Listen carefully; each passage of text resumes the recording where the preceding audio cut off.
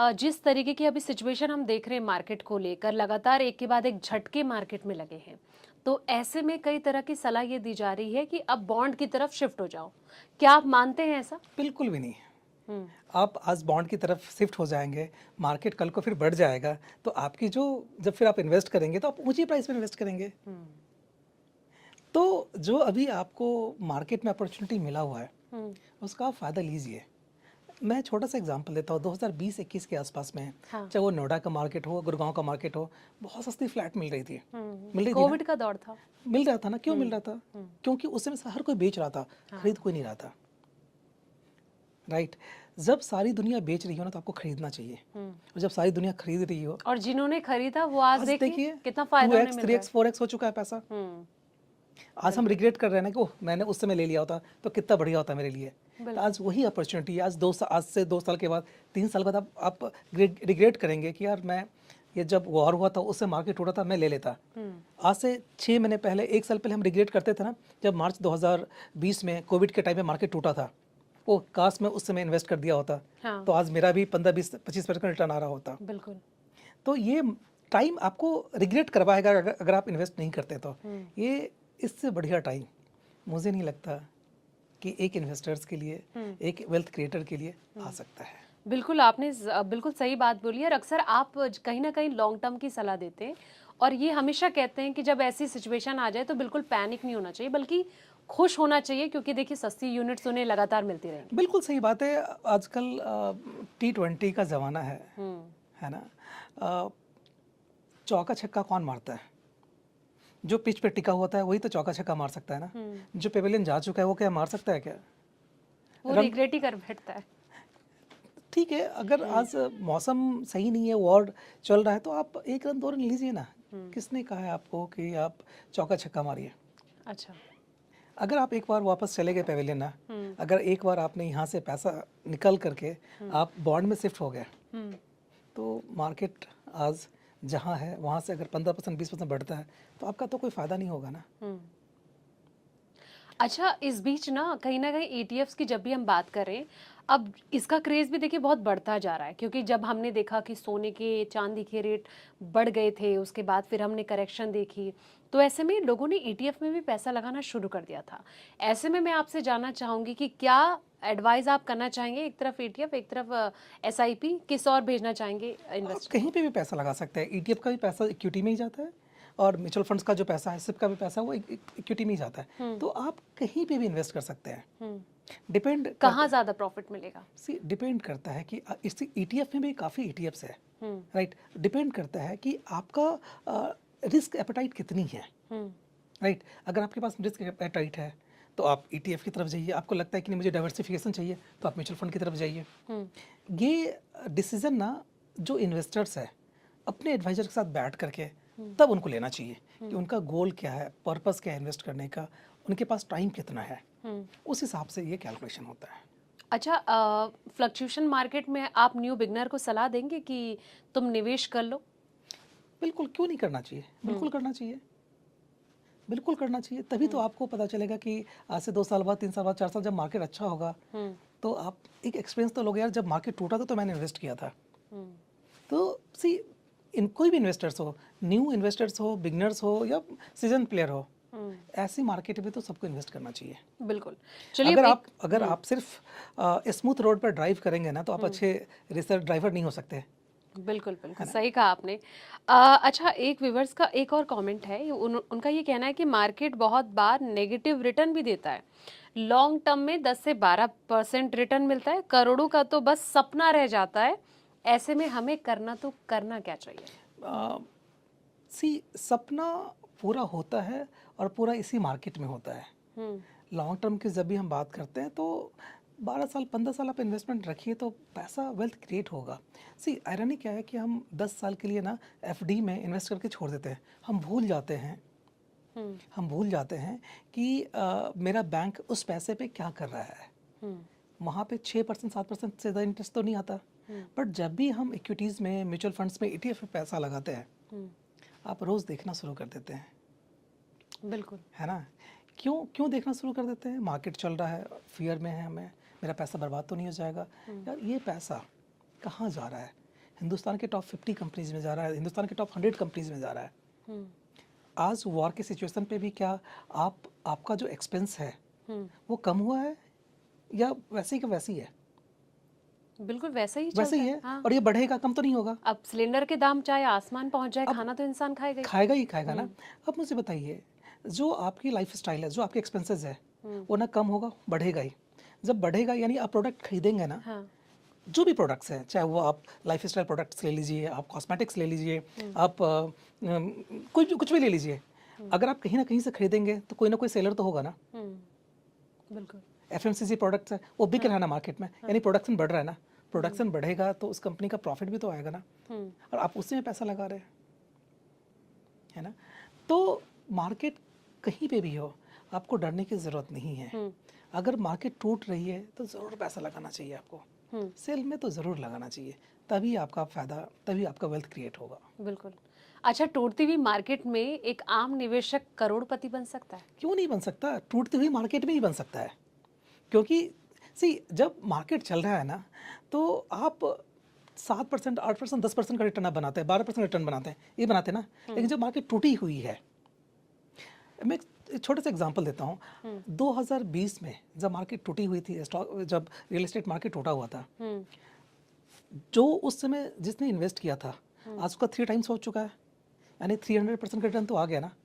जो फ्लैट नोएडा में उस समय 60 लाख 70 लाख रुपए का मिलता था, आज 2 करोड़ 2.5 करोड़ रुपए का है, यानी 400% का रिटर्न आ गया ना।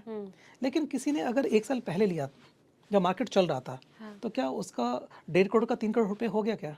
बिल्कुल नहीं। नहीं हुआ ना। तो जब मार्केट टूटी हुई है, जब मार्केट में सेल लगा हुआ है, रियल वेल्थ तभी बनता है। जिसने 1 साल पहले लिया है, शायद उसको 10% 12% रिटर्न आ जाएगा, लेकिन किसी ने अगर 3 साल पहले लिया है, 4 साल पहले लिया है, तो आज वो 300% पे है। बिल्कुल। क्यों मैं ऐसा बोल रहा हूँ? क्योंकि किसी ने अगर 1 साल पहले लिया तो उसमें मार्केट चल रहा था, मार्केट चल रहा था, आपने लिया, आपको 10-12% का नॉर्मल रिटर्न मिल गया। लेकिन जब मार्केट टूटा हुआ था, उस समय किसी इन्वेस्टर ने लिया, थोड़ा रिस्क लिया, तो आज उसका वेल्थ क्रिएट हो गया। इस मार्केट में अगर आपके पास में पैसा है और पेशेंस है, 2 पीस बहुत ज़रूरी है, पैसा एंड पेशेंस। अगर आपके पास में है तो आप रियल वेल्थ क्रिएट कर सकते हैं। पैसा है, पेशेंस नहीं है, तो आप कभी भी इस मार्केट से नहीं बना सकते।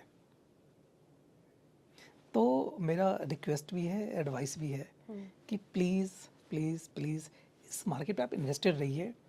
अगर आप हिट विकेट होके चले गए पेवेलियन, तो कुछ नहीं हो सकता। अच्छा, ऐसी मार्केट में आप क्या सलाह देना पसंद करेंगे कि लमसम करिए या फिर एसआईपी जारी रखिए?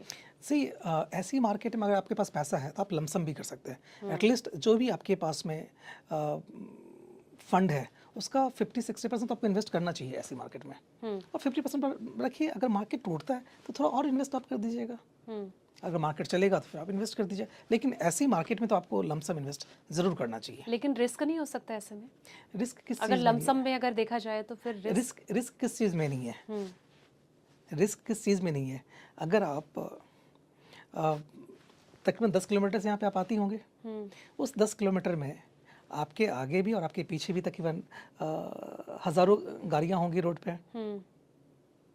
एक फियर तो है एक्सीडेंट का, लेकिन जब आप ड्राइव करते हैं, आपके पास इतनी एक्सपर्टीज़ हो गई है कि आप आराम से ड्राइव करके 1000 गाड़ी आगे हो पीछे हो, कोई फ़र्क नहीं पड़ता, आप ड्राइव करके यहाँ तक आ सकते हैं। रिस्क तो है, जब आप रोड पे निकलते हो तो रिस्क तो है, लेकिन कितनी एक्सीडेंट होती है। जब आप इन्वेस्ट करेंगे मार्केट में ना, तो उस इन्वेस्ट को के रिस्क को कम करने के लिए जो आपके फंड मैनेजर है, वो एक्सपर्ट है, उनको ऐसे मार्केट का बहुत तजुर्बा है, जो पिछले 20 साल 25 साल 30 साल से उस फंड को मैनेज कर रहा है। उनको पता है कि इस सिचुएशन में हमें कहाँ इन्वेस्ट करना चाहिए, इस सिचुएशन में हमें कहाँ फंड को स्विच करना चाहिए, वो पहले से वो लोग प्रिडिक्ट कर लेते हैं। लेकिन ऐसा होता है ना कि ऐसी ही सिचुएशन में जो इन्वेस्टर होता है ना, वो परेशान भी बहुत हो जाता है, नेचुरल है, क्योंकि वो एक्सपर्ट पे भी उस टाइम पे ट्रस्ट नहीं कर पाता है। तभी वो वेल्थ क्रिएट भी नहीं कर पाता। आपका काम है इन्वेस्टमेंट जारी रखना, इन्वेस्ट करना, बाकी आप अपने एक्सपर्ट फंड मैनेजर पे छोड़ दीजिए, क्योंकि ये फर्स्ट टाइम ऐसा नहीं हुआ है। लास्ट 50 60 70 ईयर्स में आप देखिए तो ऐसी सिचुएशन कितनी बार आई है, चाहे वो कोविड के नाम पे हो, चाहे वो 9/11 के नाम पे हो, चाहे वो सब प्राइम के नाम पे हो, चाहे वो डिप्रेशन के नाम पे हो। ऐसी प्रॉब्लम चाहे वो Y2K के नाम पे हो, तो ऐसी प्रॉब्लम तो आती रहती है। 2008 में देखिए कितना मार्केट टूट चुका था, बिल्कुल 50% मार्केट टूट चुका था। लेकिन जब मार्केट स्टार्ट हुआ था 1978 में 100 पॉइंट से स्टार्ट हुआ था, आज हम कहाँ पे हैं?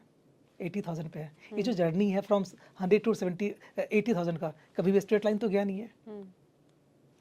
पिछले 50 साल में कितनी बार मार्केट टूटी है, लेकिन इसी मार्केट से वेल्थ भी तो क्रिएट हुआ है ना। बिल्कुल सी लॉन्ग टर्म में आपको डरने की ज़रूरत नहीं है। शॉर्ट टर्म में हो सकता है कि आप डरे, लेकिन आप शॉर्ट टर्म में इन्वेस्टमेंट जारी रखिए तो वेल्थ क्रिएट होगा। बिल्कुल। अच्छा, वो कहते हैं ना कि जैसे बड़े बड़े जो इन्वेस्टर हैं जो छोटे से अमाउंट से आज करोड़ों अरबों की संपत्ति बना चुके हैं, यहाँ पे मैं वॉरेन बफे जी को ऐड करना चाहूँगी और लगातार उनके कई एडवाइस और उनके टिप्स भी हम कई इन्वेस्टर फॉलो भी करते हैं, उनको पसंद भी करते हैं।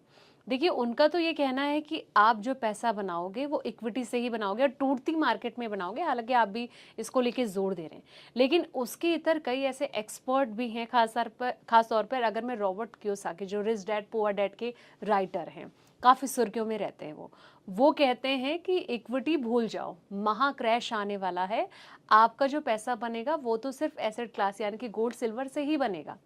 तो आप क्या मानते हैं ऐसे में, आपकी क्या राय है? सबकी ना अपनी अलग अलग फिलॉसफी है। मुझे नहीं पता कि वो किस चीज़ को लेकर के ये कोट कर रहा है, बट आप मुझे बताइए क्रैश क्यों करेगा मार्केट? अगर क्रैश करेगा भी तो क्या ये रिबाउंड होगा या नहीं होगा? सी सबसे पहले ये देखिए कि ये पैसा कहाँ जा रहा है। अगर कोई कंपनी, अगर आप म्यूचुअल फंड में पैसा लगा रहे हैं तो वो म्यूचुअल फंड कहाँ पे इन्वेस्ट हो रहा है? स्टॉक मार्केट में हो रहा है, यानी वो शेयर्स में पैसा लगा रहा है। हिंदुस्तान के टॉप 50 कंपनी में, 100 कंपनी में, 200 कंपनीज में लग रहा है। वो जो पैसा है, आपको क्या लगता है उस क्रैश में रिलायंस टूट जाएगी, खत्म हो जाएगा, TCS खत्म हो जाएगा, लोग FMCG प्रोडक्ट लेना बंद कर देंगे? ऐसा हो सकता है? लोग कॉलगेट यूज़ करना छोड़ देंगे?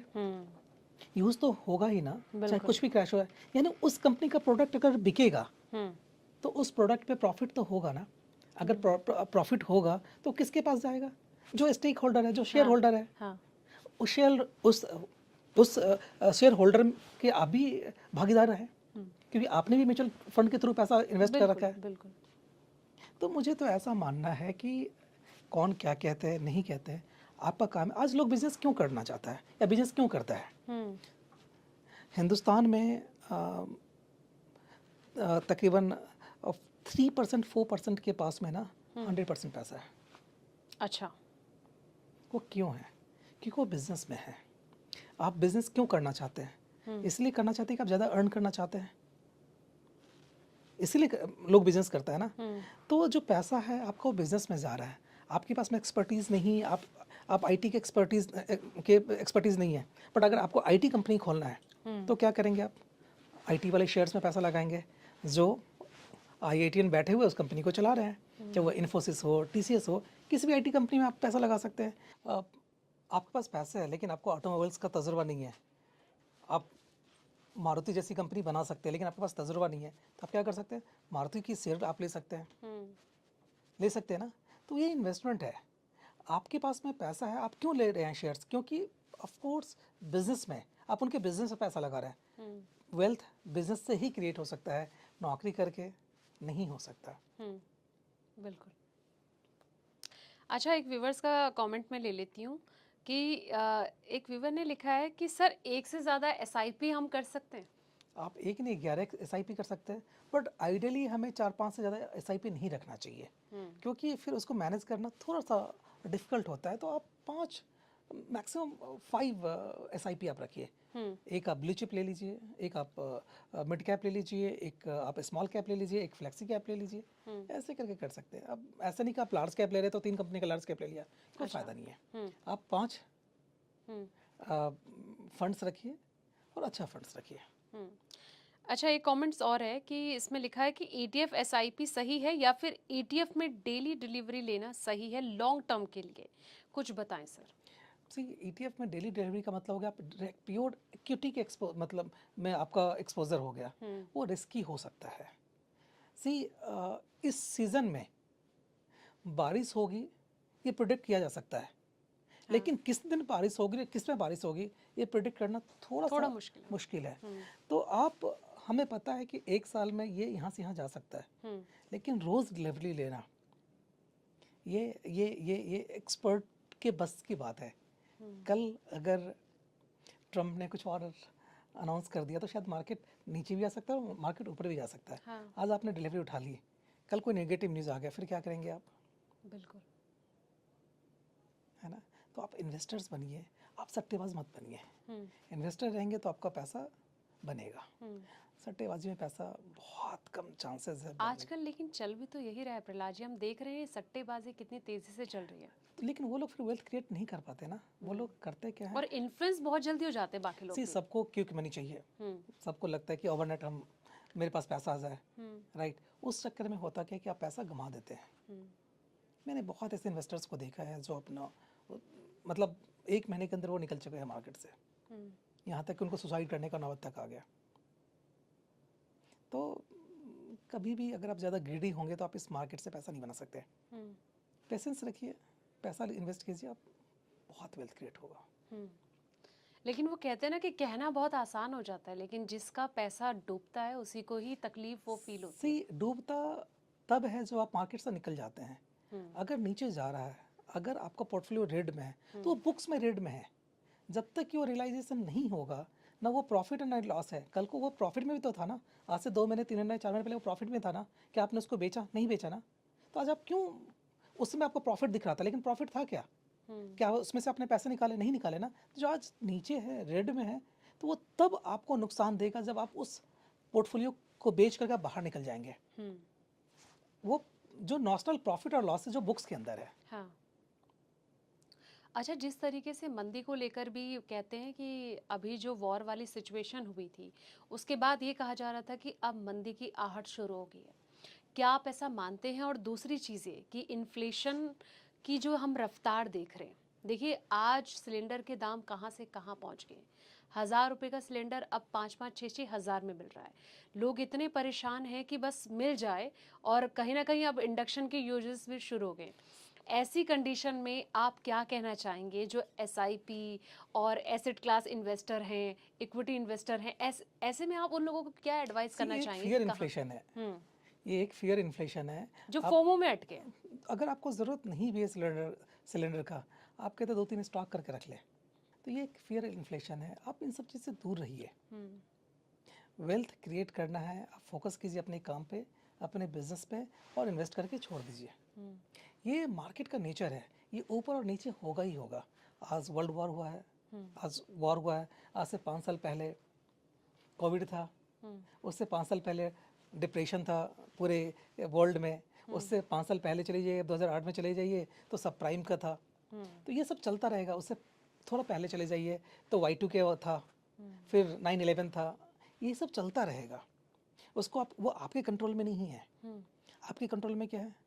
आपके कंट्रोल में आप इन्वेस्टमेंट करके आप अपने उस जर्नी में बने रहिए, तो वेल्थ क्रिएट होगा। अच्छा, अभी थोड़ी देर पहले ना आपने 5 फंड्स की बात की थी कि आप 5 फंड में निवेश करें। मैं आपसे जानना चाहूंगी कौन से वो 5 फंड हैं जिनमें हमारे व्यूवर्स या इन्वेस्टर जो हैं इस वक्त हमें देख रहे हैं वो निवेश कर सकते हैं। सी अब वो देखिए कि आपका पर्पस क्या है इन्वेस्ट करने का। अगर आपको लगता है कि आपके पास में 7 ईयर प्लस का टाइम हॉरिजन है, तो आपको ज़रूर फ्लेक्सी कैप में डालना चाहिए पैसा, मल्टी कैप में डालना चाहिए, स्मॉल कैप में डालना चाहिए, लार्ज कैप में भी डालना चाहिए कुछ पैसा, और कुछ पैसा आपको बैलेंस एडवांटेज फंड में रखना चाहिए, ताकि अगर कल को मार्केट टूटता है, अगर आपको पैसे की ज़रूरत है, तो उस बैलेंस एडवांटेज फंड से आप पैसा निकाल सके। तो इस 5 फंड में आपको इन्वेस्ट करना चाहिए। बिल्कुल। अच्छा, ऐसे में अभी क्या सलाह आप देना चाहेंगे एज अ एक्सपर्ट की एसआईपी और एक तरफ अगर मैं गोल्ड एसेट की भी बात करूं, क्योंकि ये भी बहुत अच्छा रिटर्न दे रहे हैं, तो कितना कितना अभी इन्वेस्टेड रहना चाहिए, किस किस तरीके से? सी आप एक काम कर सकते हैं, अगर आपको गोल्ड सिल्वर आपको लगता है कि अच्छा इन्वेस्टमेंट टूल हो सकता है, तो आप डायरेक्ट गोल्ड सिल्वर ना लेके आप एक मल्टी एसेट्स म्यूचुअल फंड्स आता है जो कमोडिटीज़ में इन्वेस्टमेंट होता है, जहाँ पे कॉपर भी हो सकता है, गोल्ड भी हो सकता है, सिल्वर भी हो सकता है। तो आप मल्टी एसेट फंड ले सकते हैं। बॉन्ड में पैसा जाता है, उसमें रिस्क कम है। अगर रिस्क कम होगा तो रिवॉर्ड भी कम होगा। तो फिर आप डायरेक्ट ETF लेने के बजाय गोल्ड ETF, सिल्वर ETF, क्योंकि बहुत उतार चढ़ाव है, तो उसके बजाय आप मल्टी एसेट फंड ले सकते हैं, जहाँ पे आपका एक्सपोजर कॉपर में भी हो सकता है, गोल्ड में भी हो सकता है, सिल्वर में भी हो सकता है, जो अदर एवेन्यूज़ है वहाँ पे भी हो सकता है।